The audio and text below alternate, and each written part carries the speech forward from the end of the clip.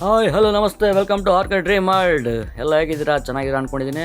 ಇವತ್ತು ನಿಮಗೋಸ್ಕರ special recipe Mysuru bonda. ಮೆಣಸಿಗೆ ಬೋಂಡ, ಈರುಳ್ಳಿ ಬೋಂಡ ತಿಂದಿರ್ತೀರಾ, ಆದರೆ ಮೈಸೂರು ಬೋಂಡ ಒಂದು ಸರಿ ಮನೇಲಿ ಮಾಡ್ಕೊಂಡು ತಿಂದುಬಿಟ್ರೆ ಸೂಪರಾಗಿರ್ತದೆ. ಮತ್ತೆ ಮತ್ತೆ ಮಾಡ್ಕೊಂಡು ತಿಂತಾ ಇರ್ತೀರಾ. ಬಂದು ನೆಂಟರು ಒಂದು ಸರಿ ಬಡಿಸ್ಬಿಟ್ರೆ ಮೈಸೂರು ಬೋಂಡ ತಿನ್ನೋಕ್ಕೆ ನಿಮ್ಮ ಮನೆಗೆ ಬರಬೇಕು, ಆ ಥರ ಇರುತ್ತೆ. ಅದ್ರ ಜೊತೆ ಸ್ವಲ್ಪ ಚಟ್ನಿ ಮಾಡ್ಕೊಳ್ಳಿ, ಚಪಾತಿ ಮಾಡ್ಕೊಳ್ಳಿ, ಹಾಕ್ಕೊಂಡು ತಿಂತಾಯಿರಿ, ಎಂಜಾಯ್ ಮಾಡ್ತಾಯಿರಿ. ಈ ವಿಡಿಯೋ ಇಷ್ಟ ಆದರೆ ದಯವಿಟ್ಟು ಈ ವಿಡಿಯೋನ ಲೈಕ್ ಮಾಡಿ, ಶೇರ್ ಮಾಡಿ, ನಮ್ಮ ಚಾನಲ್ನ ಸಬ್ಸ್ಕ್ರೈಬ್ ಮಾಡ್ಕೊಳ್ಳಿ. ನಮ್ಮ channel RK dream world YouTube channel. ಈ ಮೈಸೂರು ಬೋಂಡಾಗೆ ಬೇಕಾಗಿರೋದು ಏನು ಮಾಡಬೇಕು, ಹೆಂಗೆ ಮಾಡಬೇಕು ಬನ್ನಿ ನೋಡೋಣ. ಒಂದು ಮಿಕ್ಸಿ ಜಾರ್ ತೊಗೊಳ್ಳಿ, ಒಂದು 200 300 ml ಮೊಸರು ಹಾಕ್ಕೊಳ್ಳಿ. ನಮ್ಮ ಮನೆಗೆ ಎಷ್ಟು ಬೇಕು ಅಷ್ಟು ಮಾಡ್ಕೊತೀನಿ, ಬೇಕು ನೀವು ಅರ್ಧ ಲೀಟ್ರ್ ಹಾಕೋಬೋದು. 300 ml ಮೊಸರು, ಇದರಲ್ಲಿ ಮಾಡ್ಕೊಂಡ್ರೆ ಹೆಚ್ಚು ಕಡಿಮೆ ಒಂದು 6 ರಿಂದ 7 ಜನ ತಿನ್ಬೋದು.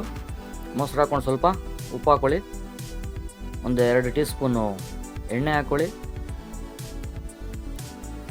ಹಾಗೆ ಒಂದು 6 ರಿಂದ 7 ಕರಿಮೆಣಸು ಮತ್ತು ಜೀರಿಗೆ ನೆಲ್ಲ ಹಾಕಿ ಮಿಕ್ಸಿಲಿ ಗ್ರೈಂಡ್ ಮಾಡಿ. 1-2 ರೌಂಡ್ ಗ್ರೈಂಡ್ ಮಾಡಿದ್ರೆ ರೆಡಿ ಆಗುತ್ತೆ. ಅದನ್ನ ಸೈಡ್ ಇಟ್ಕೊಳ್ಳಿ. ಮತ್ತು ಒಂದು ಬೌಲ್ ತೊಗೊಳ್ಳಿ, ಈ ಮಿಕ್ಸಿಲಿ ನೀವು ಗ್ರೈಂಡ್ ಮಾಡ್ಕೊಂಡಿರೋದನ್ನ ಆ ಬೌಲ್ಗೆ ಹಾಕ್ಕೊಳ್ಳಿ. ಇದಕ್ಕೆ ದಯವಿಟ್ಟು ಯಾರು ನೀರು ಹಾಕೋಕೆ ಹೋಗ್ಬೇಡಿ, ನೀರು ಹಾಕಿದ್ರೆ ಅಡುಗೆ ಕೆಟ್ಟೋಗುತ್ತೆ. ನಂತರ ಸಣ್ಣದಾಗಿ ಹೆಚ್ಚಿದ ಈರುಳ್ಳಿ ಮತ್ತು ಕಾಯಿ, ಕರ್ಬೇವಿನ ಸೊಪ್ಪು, ಶುಂಠಿ ಬೆಳ್ಳುಳ್ಳಿ ಪೇಸ್ಟು, ಕೊತ್ತಂಬರಿ ಸೊಪ್ಪು ಎಲ್ಲ ನೀಟಾಗಿ ಅದಕ್ಕೆ ಹಾಕ್ಬಿಟ್ಟು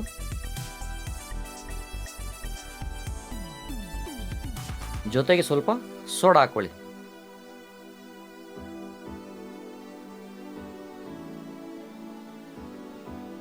ಯಾವ ಥರ ಮಿಕ್ಸ್ ಮಾಡಬೇಕು ಅಂದ್ರೆ, ಆ ಮೆಣಸಿನ್ಕಾಯಿ ಎಲ್ಲ ಪುಡಿ ಪುಡಿ ಆಗಬೇಕು, ಈರುಳ್ಳಿ ಎಲ್ಲ ಪುಡಿ ಪುಡಿ ಆಗಬೇಕು. ಆ ಥರ ಮಿಕ್ಸ್ ಮಾಡಿದ್ಮೇಲೆ ಮೈದಾ ಹಿಟ್ಟು ಹಾಕ್ಕೊಳ್ಳಿ. ಅದಕ್ಕೆ ಎಷ್ಟು ಬೇಕು ಅಷ್ಟೇ ಹಾಕೋಬೇಕು. ಯಾವ ರೀತಿ ಅಂದರೆ ಜಾಸ್ತಿ ಗಟ್ಟಿನೂ ಆಗಬಾರ್ದು, ಜಾಸ್ತಿ ತೆಳುವಾಗೂ ಇರಬಾರ್ದು. ಆ ಥರ ನೀಟಾಗಿ ಪೌಡ್ರ್ ಹಾಕ್ಕೊಂಡು ಮಿಕ್ಸ್ ಮಾಡ್ಕೊಳ್ಳಿ.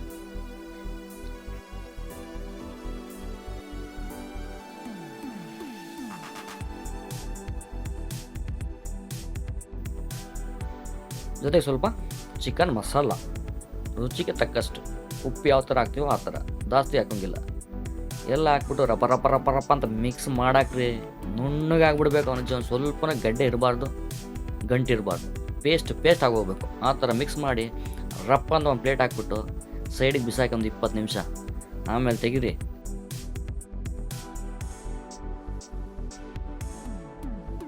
ರೆಡಿಯಾಗಿರುತ್ತೆ.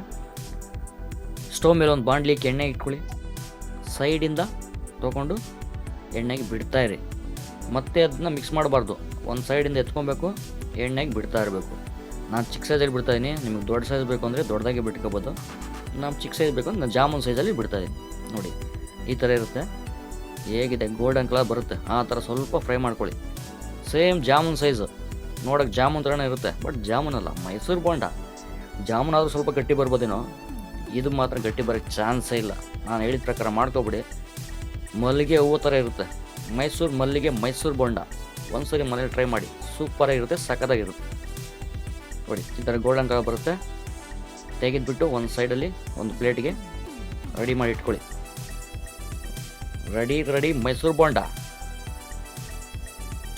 ನೋಡಿ ಸೂಪರಾಗಿದೆ, ಗೋಲ್ಡ್ ಕಲರು.